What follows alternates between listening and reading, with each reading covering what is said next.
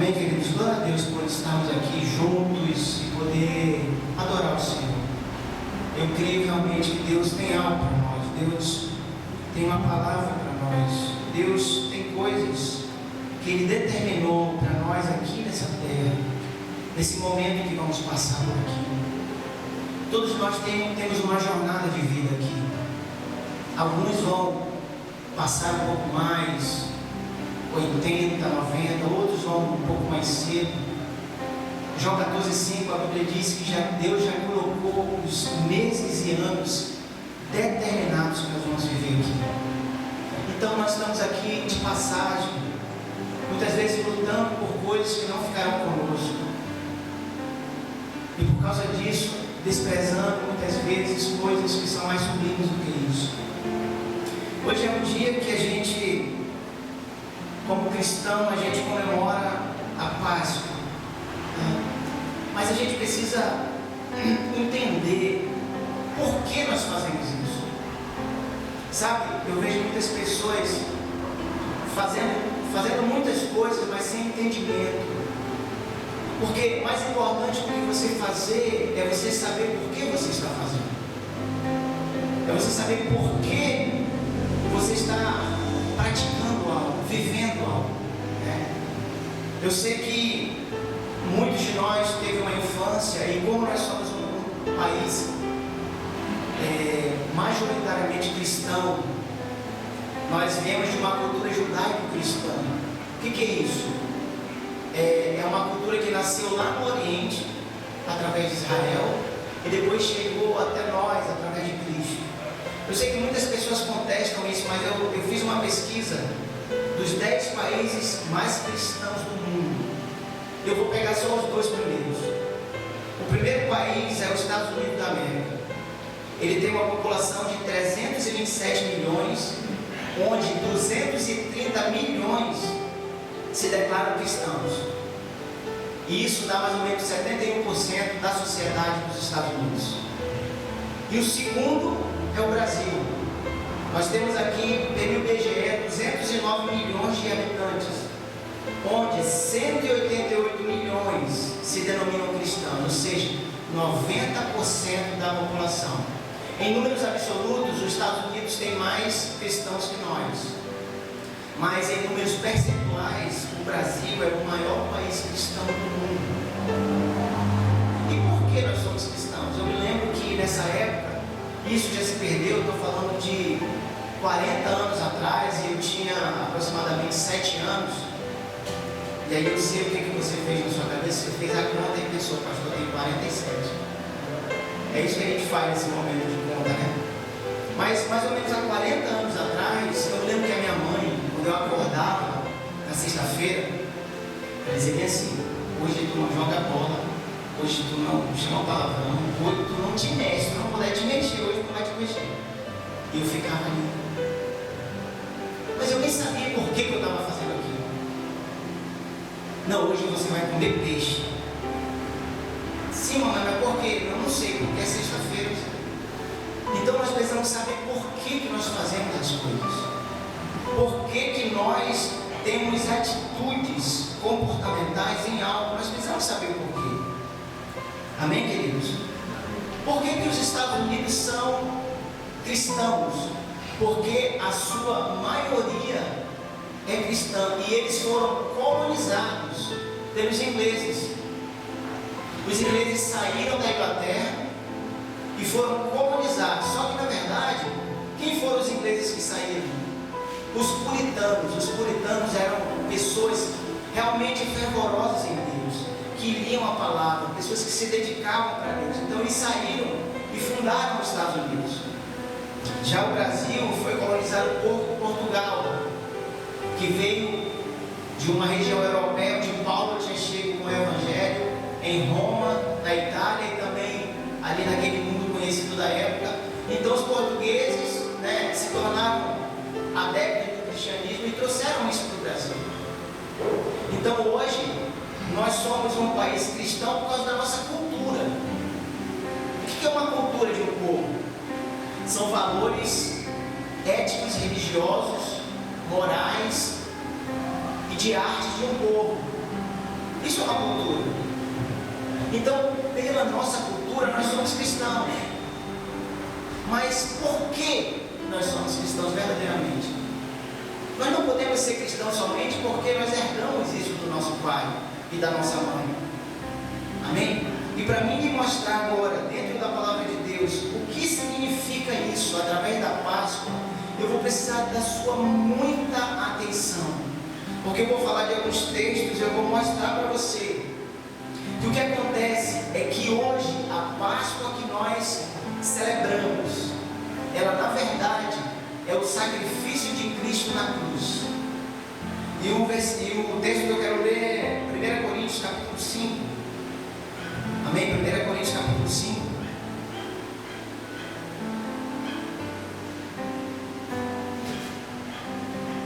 Coríntios 5, versículo 6 a 8.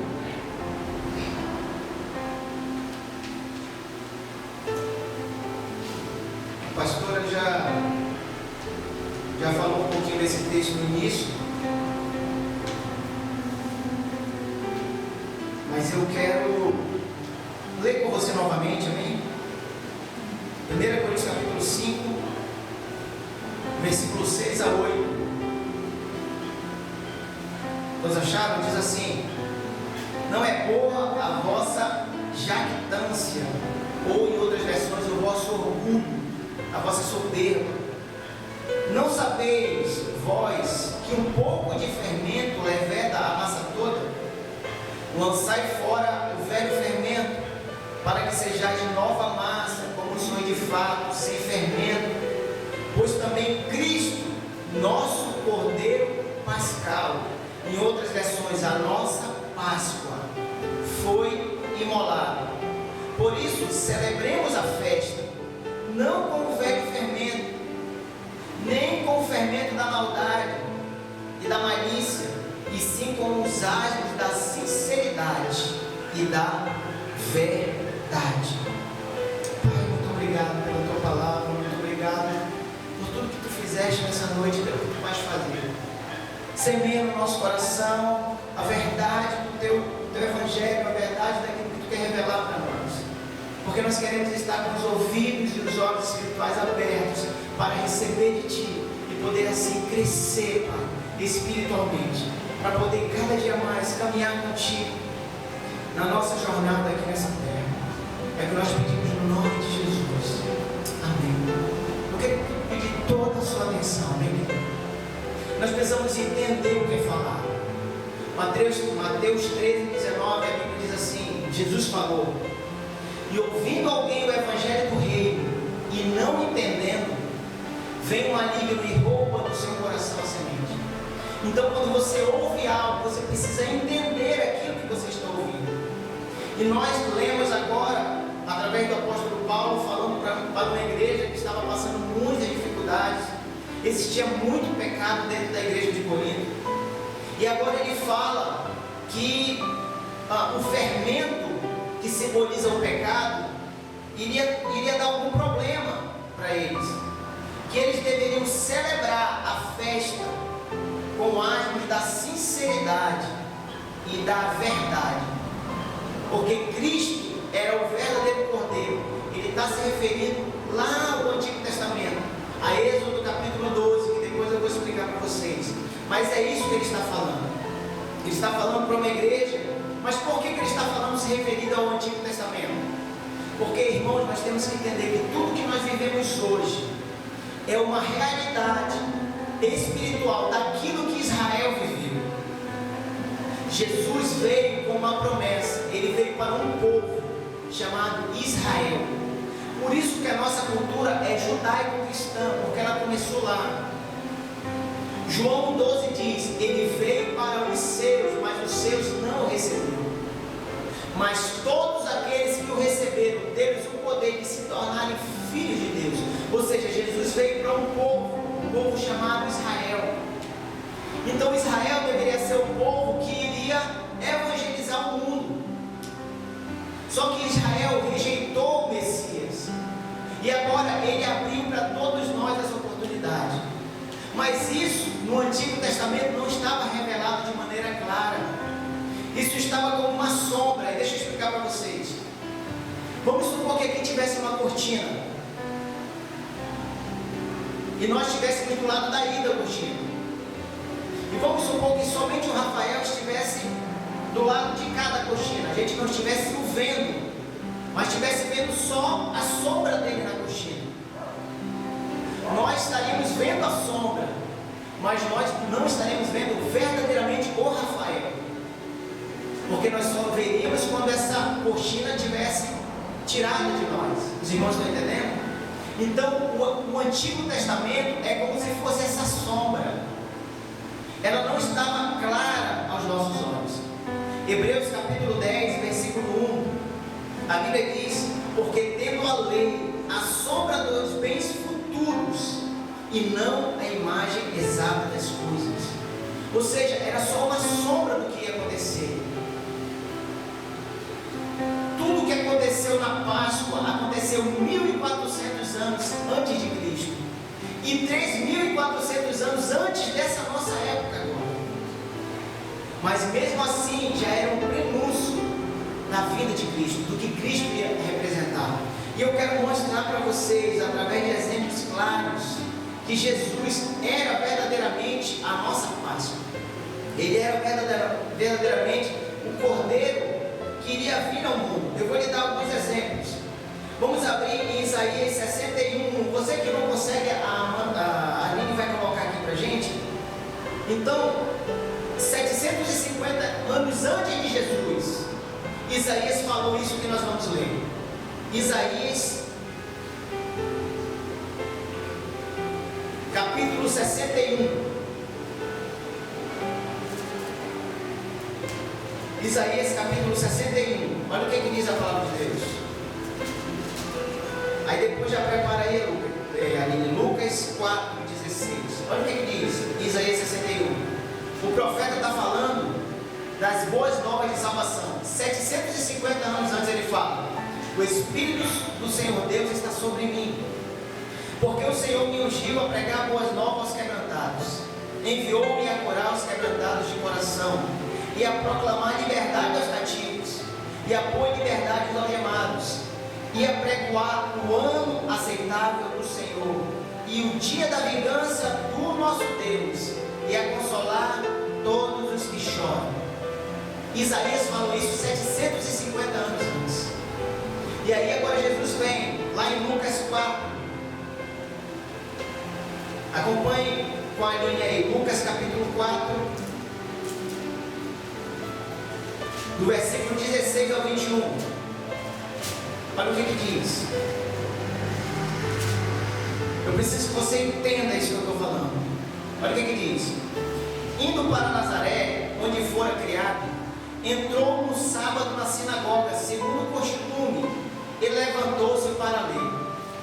Então lhe deram o livro do profeta Isaías, e abrindo o livro, achou o lugar onde estava escrito: o Espírito do Senhor está sobre mim, porque o Senhor me ungiu para evangelizar os pobres, enviou-me para proclamar libertação aos cativos, restauração de vista aos cegos, para pôr em liberdade os oprimidos, e apregoar o ano aceitável do Senhor.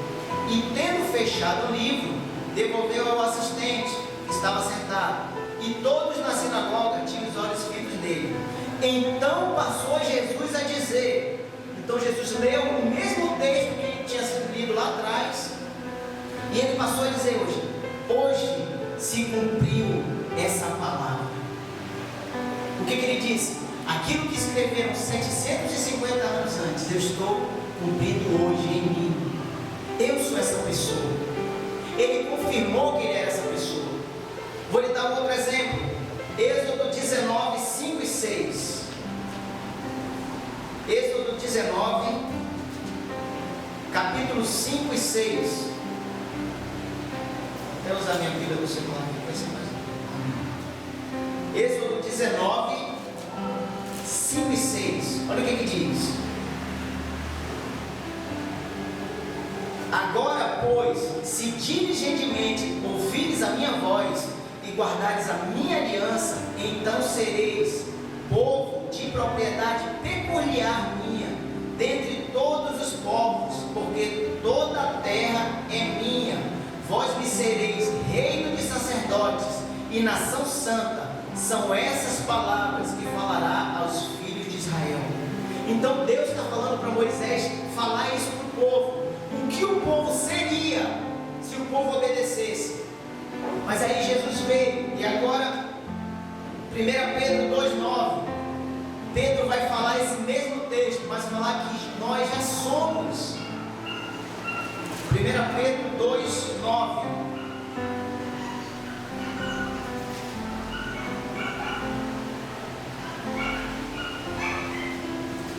Olha o que diz 1 Pedro 2,9. Mas vós sois a geração eleita, o sacerdócio real, a nação santa, o povo adquirido, para que anuncieis as virtudes daquele que vos chamou das trevas para a sua maravilhosa luz. Aleluia. Ele diz que nós já somos. Então o que eu quero que vocês entendam? O povo celebrou a primeira Páscoa quando eles estavam presos no Egito. Então Deus manda Moisés libertar esse povo. E aí vocês sabem, tem as 10 pragas. E aí o povo é livre. E tudo isso era uma sombra, era uma simbologia do que Jesus ia fazer. Porque Faraó significava o diabo, significava aquele que te deixa aprisionado. O Egito significava o mundo, as coisas do mundo, aquilo que não alimenta o teu espírito. Então você estava preso por Faraó. E aí vem Moisés agora, o libertador, e liberta aquele povo. Mas antes de eles saírem, Deus fala para eles celebrarem a Páscoa. Depois eu vou falar ponto a ponto para você entender. Mas Moisés significava o Cristo, o libertador.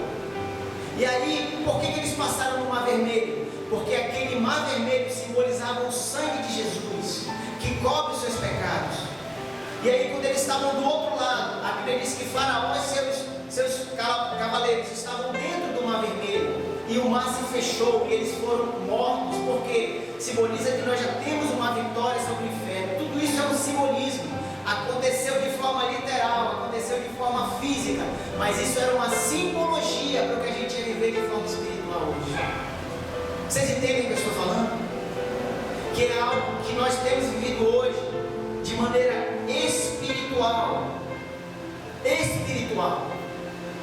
Olha só, lá em João 3, 14 e 15, Jesus falou assim: e como Moisés levantou a serpente no deserto, assim importa que o Filho do Homem seja levantado, para que todo aquele que nele crê não pereça, mas tenha a vida eterna. Jesus estava falando aqui de um episódio lá de Números 21, quando o povo começou a se voltar contra Deus, e aí vieram serpentes do deserto, e começaram a picar, morder aquele povo, e eles se tornaram amaldiçoados e começaram a morrer. Então Deus falou para Moisés: Moisés, você vai fazer uma serpente de bronze, você vai levantar, e todo aquele que olhar para a serpente, ele vai estar curado dessa maldição. Jesus falou a mesma coisa aqui, que ele deveria ser levantado na cruz, para que todo aquele que olhasse para ele, cresce nele, iria estar liberto dessa maldição. Que maldição? A maldição do pecado, da morte eterna. E tudo isso eram figuras simbológicas que a gente tem que entender hoje. E é interessante que eu vou ler para vocês o que aconteceu 1400 anos antes, até o dia em que Deus falou que o cordeiro tinha que ser morto. Foi o dia exato que Jesus morreu. Tudo foi feito cronologicamente, de maneira sobrenatural. Então, a nossa Páscoa, na verdade, é o próprio Cristo, é o próprio Jesus. E eu quero falar um pouco de vocês sobre isso. Eu quero usar algumas simbologias para que a gente entenda isso. Para a gente entender isso, a gente tem que ler o texto de Êxodo, capítulo 12, versículo 1 ao 14. Êxodo 12, de 1 ao 14. E aí você vai entender o que é realmente essa festa chamada Páscoa. E todas as vezes que a gente celebrar essa festa, a gente vai lembrar que ela não é só uma festa comercial, ela não é só uma festa para você dar chocolate para os outros. Ainda assim que é muito bom você ganhar chocolates, mas ela não é só isso. Ela tem uma figura espiritual para a igreja, para nós. Amém? Olha o que diz aqui. Em cima está escrito assim: instituição da primeira Páscoa. Disse o Senhor a Moisés e a Arão na terra do Egito: este mês vos será o principal dos meses, será o primeiro mês do ano. Esse mês aqui era o mês de Abib, que significa o nosso mês de abril. É por isso que o calendário judaico ele não começa em janeiro, ele começa em abril. Abril é o primeiro mês para o judeu, é de abril até abril o ciclo. Então ele diz: olha, no primeiro mês será o mês principal. Versículo 3: falai a toda a congregação de Israel, dizendo: aos 10 dias desse mês, preste atenção nisso, cada um tomará para si um cordeiro, segundo a casa dos pais, um cordeiro para cada família.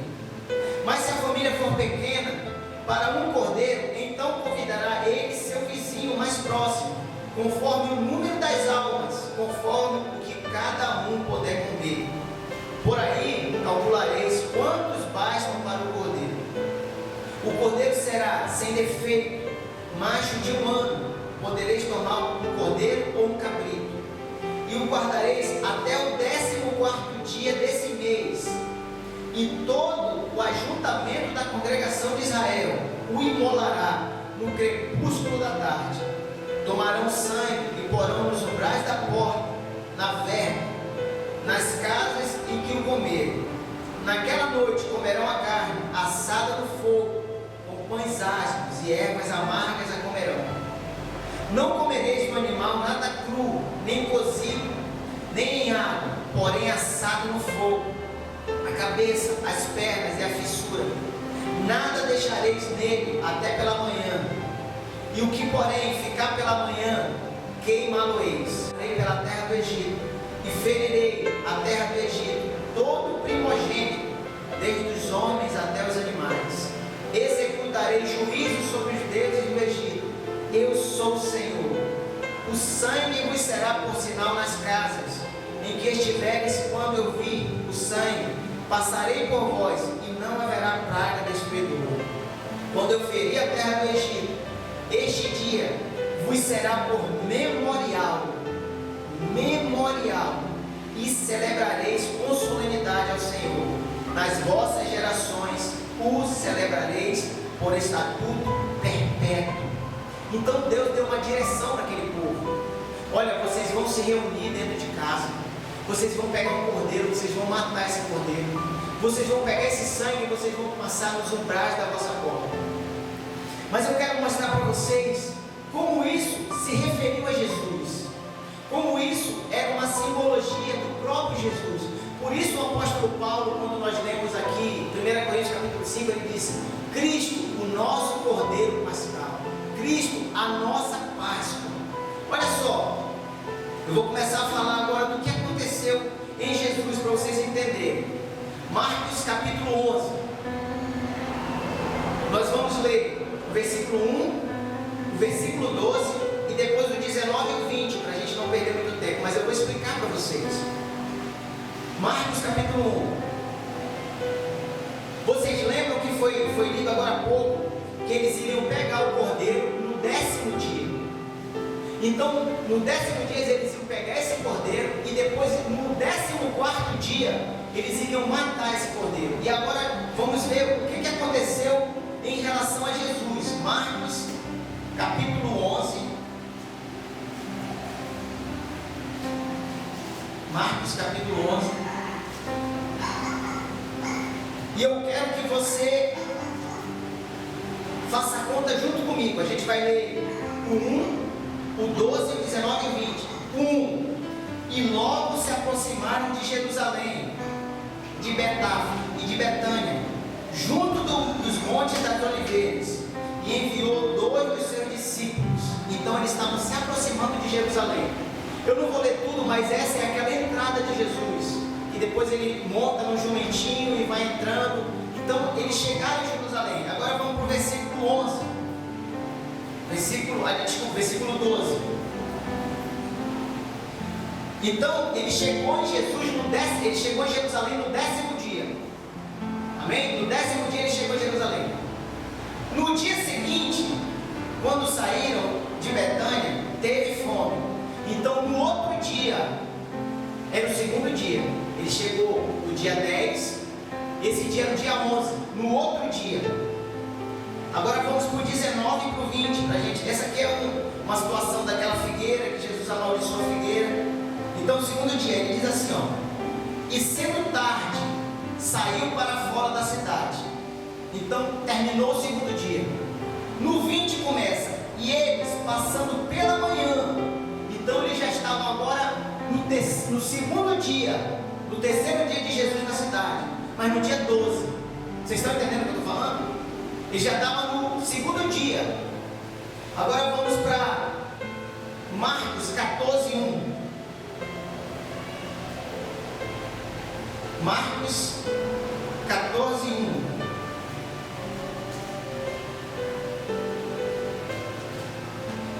Então, o que eu li agora há pouco estava no 12º dia. Aí diz assim, ó: dali a 2 dias era a Páscoa, e a festa de pães ázimos, e os principais sacerdotes e os escribas buscavam como prenderiam com dolo e o matariam. Ou seja, eu estava no 12º dia. 2 dias depois Jesus ia morrer. Ele ia morrer que dia? No 14º.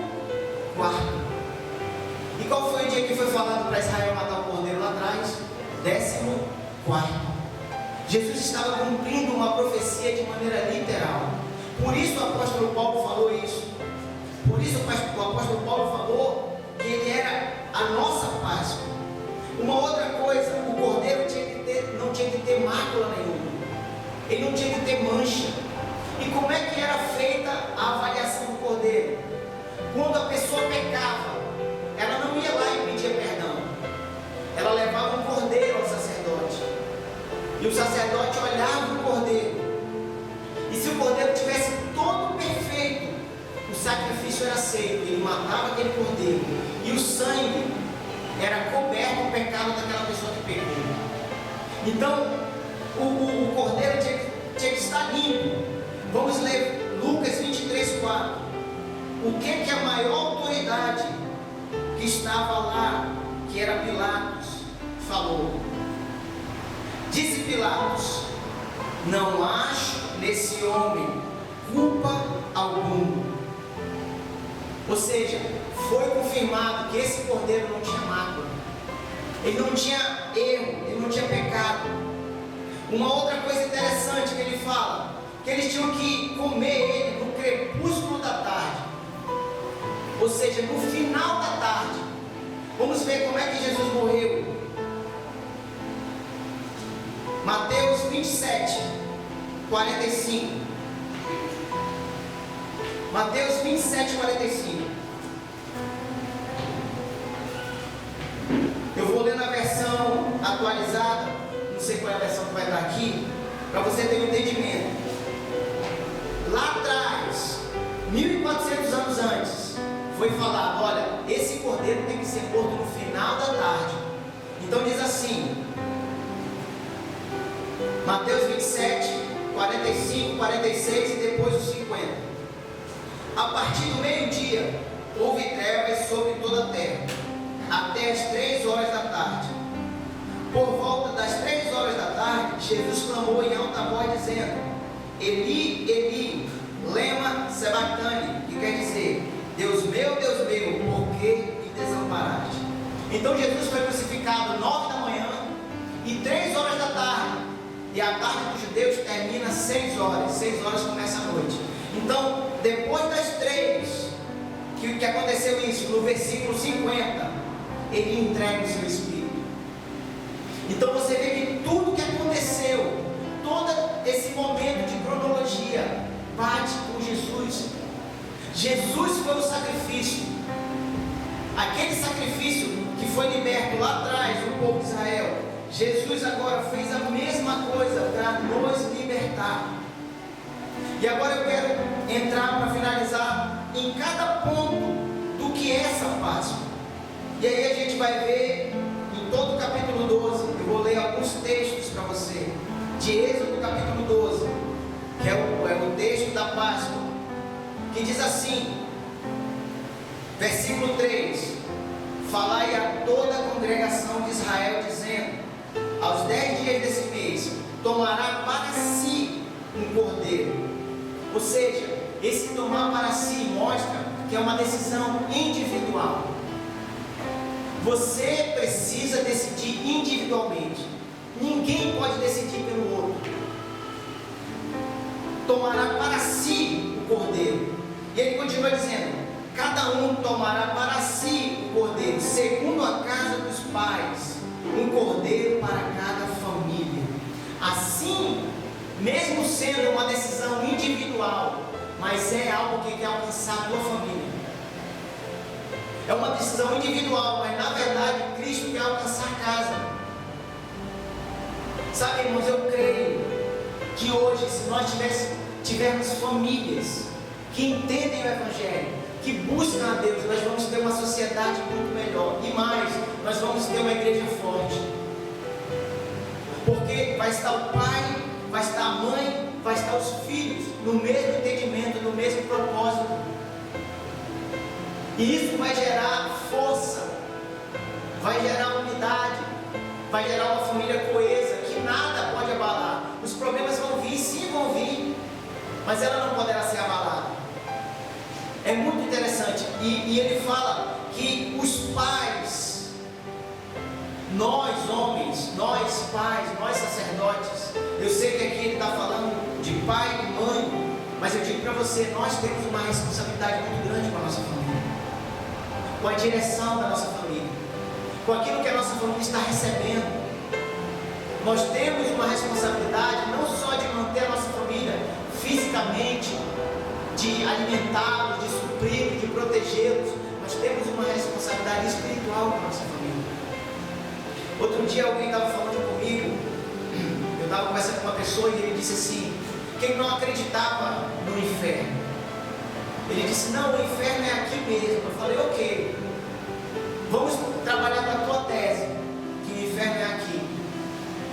Se você estiver certo que o inferno é aqui, quando você morrer, você não perdeu nada. Mas eu te digo que o inferno não é aqui, e o inferno é real. E a Bíblia diz que aqueles que não se entregam a Cristo vão passar a eternidade lá, e lá só há choro e ranger de dentes. E aí, se você estiver errado e eu estiver certo, porque se eu estiver errado e você estiver certo, eu não perdi nada. Mas se eu estiver errado, se eu estiver certo e você estiver errado, avalie o que você está perdendo. Então é uma questão de avaliação, e a nossa família está nas nossas mãos. Aí ele continua no versículo 4, diz assim: mas se a família for pequena para o cordeiro, então convidará ele o seu vizinho. Então ele não quer alcançar só você, ele não quer alcançar só a sua família, ele quer alcançar quem? O seu vizinho, as pessoas que estão ao seu redor. É isso que está mostrando aqui, é isso que o texto está dizendo, e isso veio ser cumprido em Jesus. Por isso Paulo falou no texto inicial de 1 Coríntios capítulo 5, que nós lemos, versículo 6 até o 8, Cristo é o nosso cordeiro pascal. Por isso ele falou isso. Aí vamos prosseguir no versículo 7, olha o que diz aqui: e tomarão sangue e porão em ambas as portas pela viga, nas casas que o comerem.